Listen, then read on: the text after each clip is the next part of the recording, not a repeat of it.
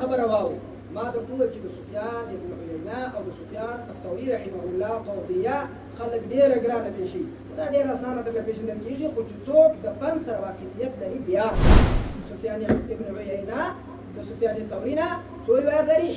او سفيان الثوري د سفيان ابن عيينة نه څو روایت لري. الحمد لله رب العالمين والصلاة والسلام على خير خلقه محمد وآله وأصحابه أجمعين. أما بعد ده باب في بناء المساجد. ده باب کے اصل مهمة هغه په سند کې خبره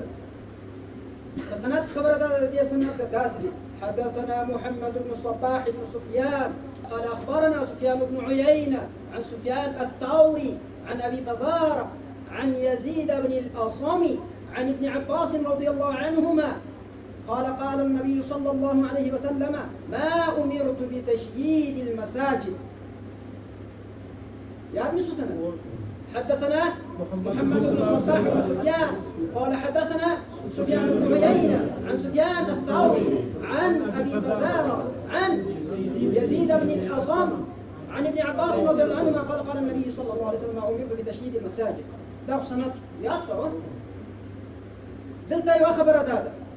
یو خبره ده کوي اخر پای یو خبره ده ته ګوري اول ربي محمد بن صباح ابن سفيان دي دا په ابو داود کې اته روایت لري او په ابن ماجه کې یو سل 15 روایت لري. د نوم محمد بن الصباح ابن سفيان او د کنیت ابو جعفر الجراجري دي دا تاجرو نو په ابو داود او ابن ماجه کې د مرویات سته. د روایت کې د سفيان ابن عيينة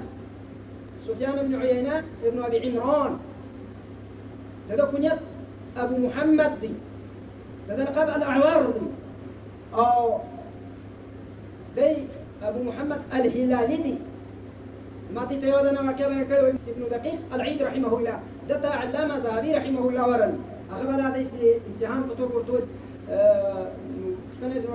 من هو ابو محمد الهلالي الذهبي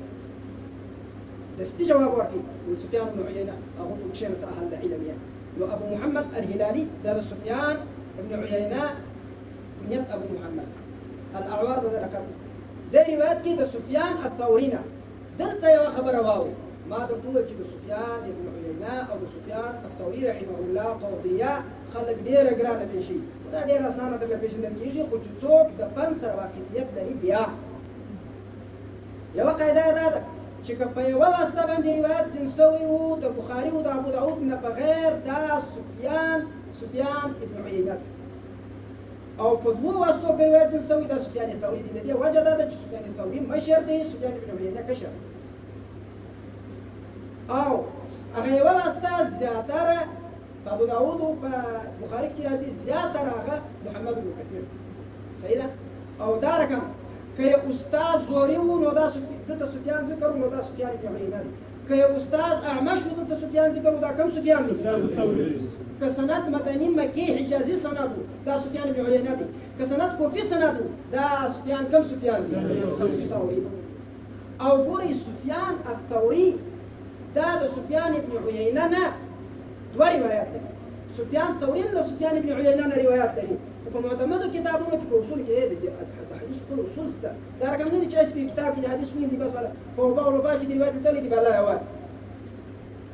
په جواهر العقدين کې د روایت دي به توا دا خپل اصول لري كتب الستادي مسانيد عشراتي مصنفاتي موضوعاتي دغه دي اصول دي کبه دي کې روایت وجود درلودي دا روایت صحیح دي کبه دي کې روایت دا دین دي کبه دي کې وجود نه درلودي روایت په پنځمه صدې کې په شپږمه صدې کې روایت سند دي په سند دي دا روایت مقبول دي ځکه دا خو دین دي کچې دا سند د رښتیا هم ولای رښتیا هم دا حدیث وجود درلودي نو پر دا دون اصول باندې څنګه پښو ان نحن نزلنا الذكر وانا له لحافظون دي خو الله پاک جل جلاله حفاظت زما خسته څنګه په ومه صدې کې ښکارا کیږي څنګه روایت چې په شپږمه صدې کې ښکارا کیږي او په اصل روایت کې د وجود نه لري دا خپل به حقیقت کړه دا خبره د به حقیقت روایت په به حقیقت کې په اصول کې وجود نه لري د دې روایت کې دا مشکل څه په کوم واسه نو په اصول کې سفيان ابن عيينة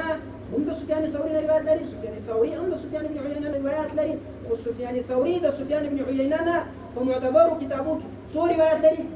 دوا او سفيان بن عيينة د سفيان الثورينا فمعتبر مراجعك فمصادر اسئلوك فامهاتك شل روايات لري سفيان بن عيينة د سفيان الثورينا صوري روايات لري او سفيان الثوري د سفيان بن عيينة صوري روايات لري د سفيان بن عيينة فبخاري شريف کې 323 روایت په مسلم شریف کې 1503 روایت د سفیان بن عيينة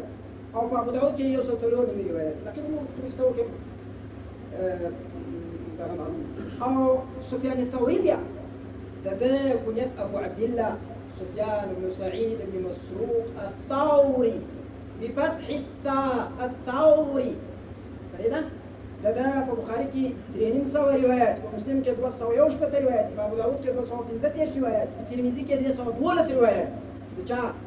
سفيان بن سعيد